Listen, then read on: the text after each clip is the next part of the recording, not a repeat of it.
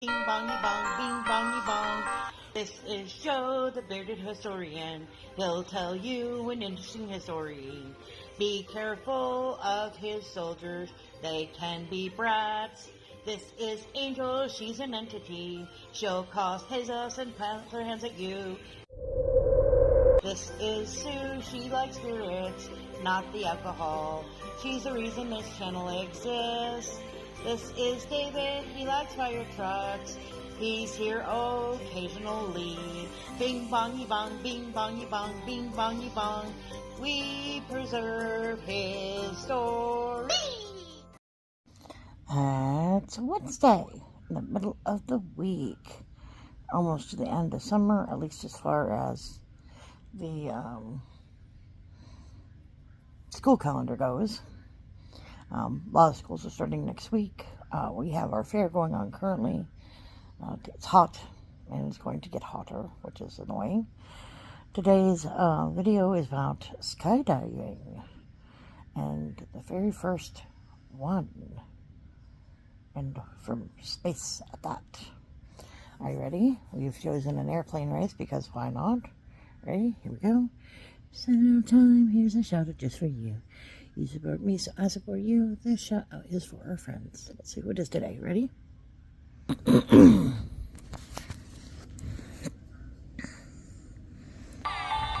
here we go. There's She Stole. There goes Eddie, taking off. There's Stace. There's Cruising.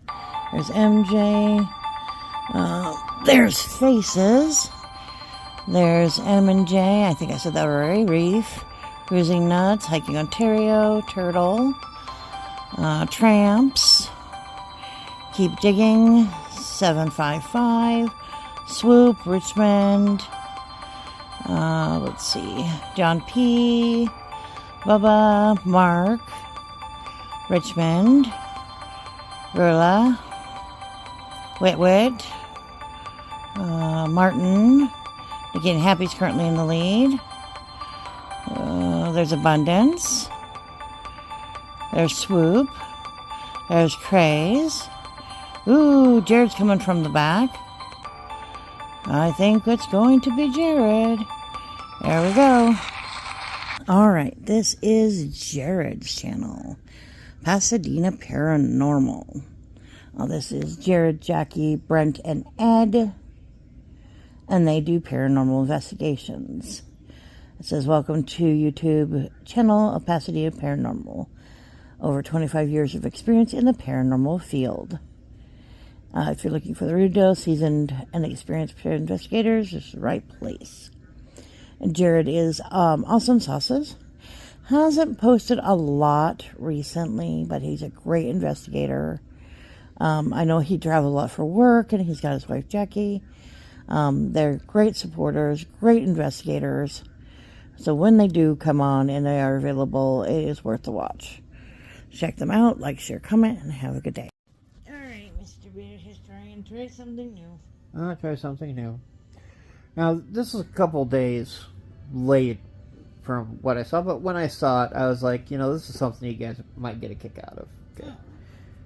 August 16th, 1960, they had an event that you'd almost say somebody was either slightly crazy or really ambitious with what they enjoyed doing. And our fellow was a fellow by the name of Joe Kittinger, and he was born in 1928. Grew up near Orlando, Florida, and he, at an early age, got interested in aviation. He took a flight aboard a Ford Tri-Motor with his father, followed by a few years of intense model aircraft building. Hours spent learning to fly a Piper Cub owned by a returning veteran from World War II. And after he got 2 years in the University of Florida, he enlisted in the United States Air Force, received his wings with a second lieutenant's bars in Las Vegas in 1950. Now, what got kind of interesting with this fellow is that, his flying assignment in Germany, he was accepted to be a test pilot for the F-84G fighters for NATO. And his experience got him his next assignment, a team led by Colonel John Paul Stapp, at Wright-Patterson Air Force Base in the Aeromedical Field Laboratory in New Mexico, Holloman Air Force Base. Well, he is investigating new techniques and equipment designed for use in high-altitude, high-speed aircraft. Kittinger tested a variety of partial suits for pressure. They flew to altitudes of over 100,000 feet in pressure chambers and served as a test subject for experiments involving his reaction to everything from claustrophobia to extreme temperatures. Hot, cold, take your pick. Now, ironically, the balloon, the oldest type of flying craft, was also the natural choice for carrying instruments and test pilots to these extreme altitudes. During his first flight of Project Man High on June 2nd, 1957, Kittinger would reach an altitude of 96,000 feet in a 3 by 7 foot sealed gondola dangling beneath an enormous helium-filled balloon made of a plastic film only 2/1000th of an inch thick.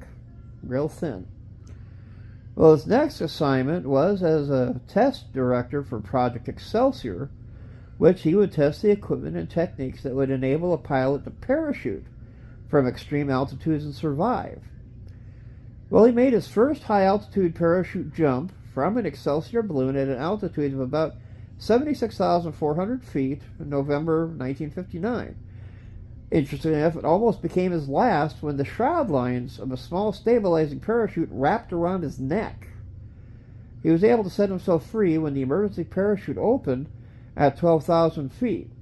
Now, 3 weeks later, he would make another jump at 74,000 feet without incident. But the big one that he was known more prominently for would come from 102,800 feet.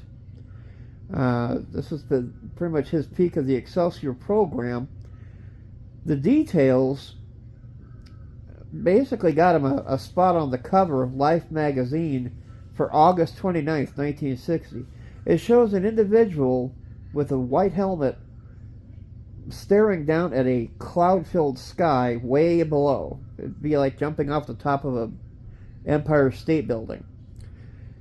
But what he would do is he'd start what's known as the long, lonely leap, taking a single step out of the open gondola of the Excelsior 3 over New Mexico.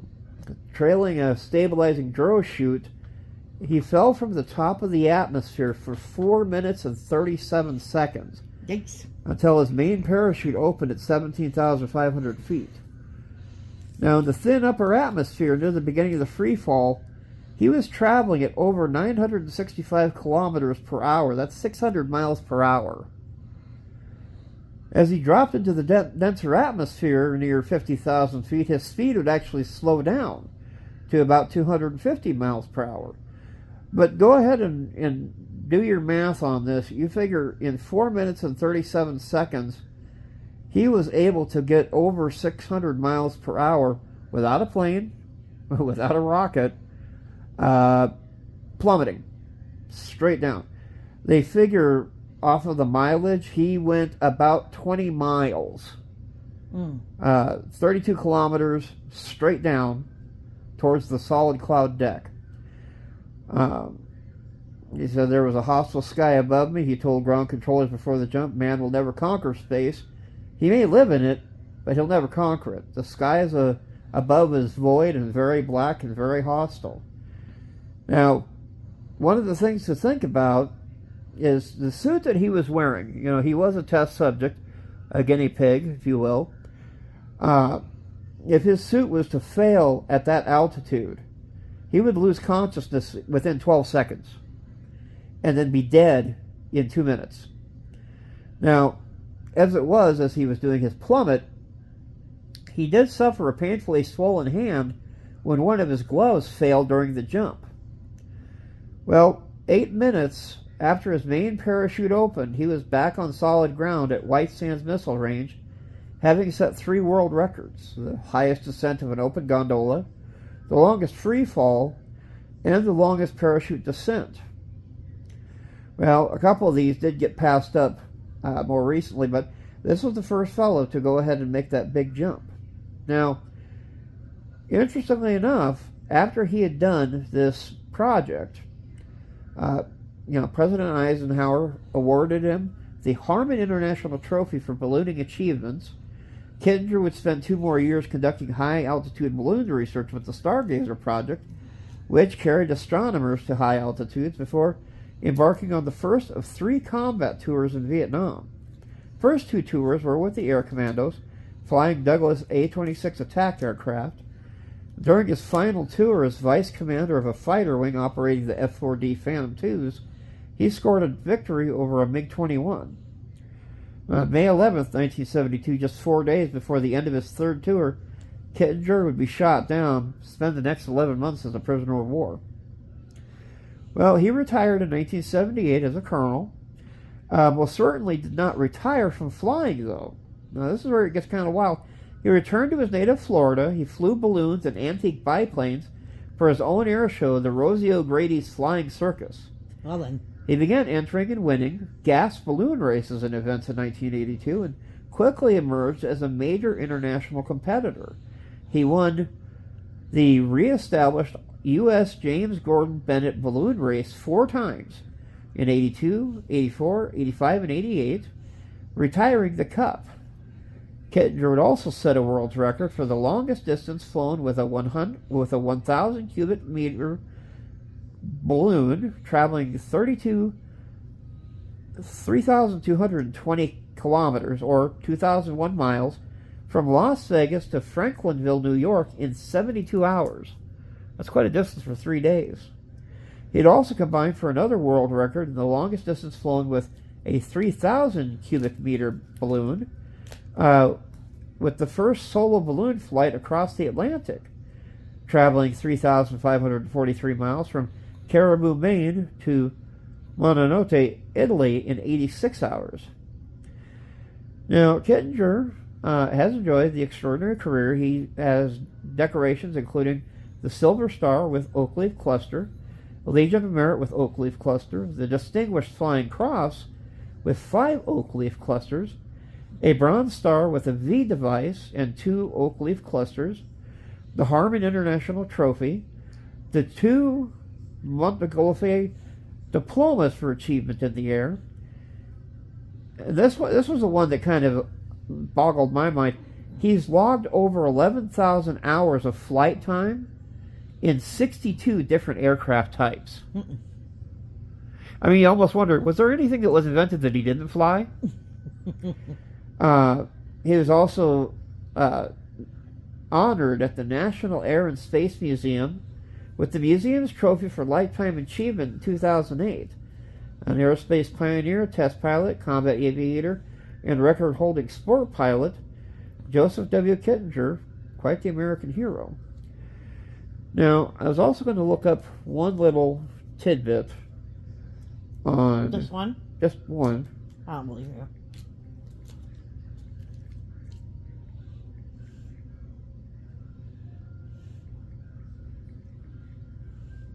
Heights. Because, if I remember right, Felix Baumgartner, back in 2012, he did break the record of a supersonic freefall from 128,000 feet. I mean, that's really going for a cook.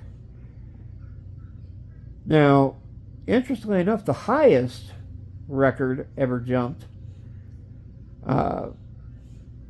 we got one here. Now, Felix Baumgartner, his was classified as base jumping skydiver, participated in the Red Bull Stratos project in 2012. The aim of the project was to set a new record for the highest skydive ever made. An Austrian fellow in the military, he felt, why not? Let's give it a shot. In October 2012, and it was watched by millions as he streamed it live across the world, jumping from 127,852 feet, making his, at the time, the highest skydive ever. To reach that height and make the world record free fall, Baumgartner and his Red Bull team used a helium balloon.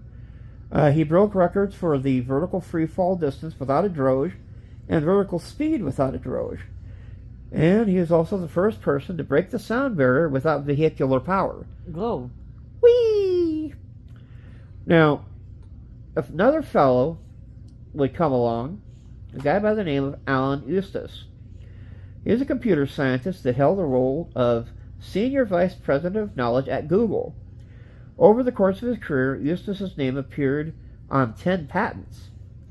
Well, his hunger for exploration led Eustace to engage Tabor McMallum, one of the founders of Biosphere 2, to help him plan the highest skydive ever. Well, on October 24th, 2014, Alan Eustace launched himself from Roswell, New Mexico. New Mexico seems to like sending these guys up for some reason. They're all aliens. Yeah. Again, helium balloon to reach the altitude, but unlike Baumgartner, he was suspended under his balloon rather than riding on a platform. His jump was recorded from the height of 135,889 feet, making his the highest jump ever, topping even the Red Bull highest skydive. Now, of course, such feats is more complex and requires much more planning than just any regular skydive. Typically, when people will jump, they'll go for 10,000 feet, giving you just under a minute to free fall. Baumgartner and Eustace, you can jump after a 20-minute brief. Don't need to spend years in training.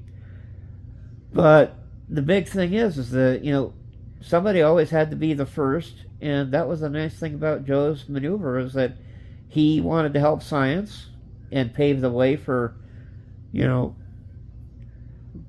both pilots. Eventually, they looked at different ways to help people in the higher recesses of the atmosphere make successful jumps.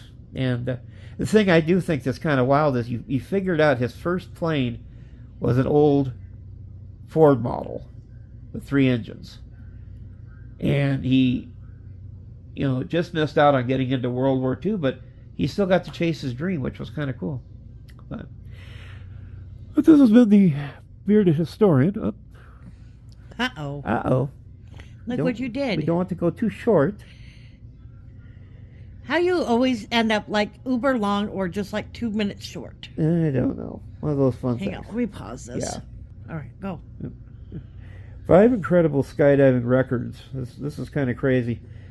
They have a list here with all the spectacular disciplines within skydiving. Individually set records. It's hard to narrow down the list to just 5 world records. Canopy piloting, canopy relative work, big wave formation skydiving, speed skydiving, accuracy skydiving. Who's going to judge you? Well, his parachute didn't open. He made one heck of a crater. There are actually 42,491 United States Parachute Association member skydivers and counting. Now, setting a skydiving record is a sought-after achievement among skydivers wanting to make a name for themselves and accomplish something unforgettable. Now, while we believe all skydivers are absolutely amazing, some stand out from the crowd for their remarkable achievements. Here's a quick list of some of them. Number 1, of course, Alan Eustace. No. October 24th. And the other thing to realize, they had to wear a specialized suit because, again, like when Joe made his first jump, they said he jumped out. It was negative 90 degrees outside. Don't think that's great, Greg. That high up? Yeah, no. Popsicle, human.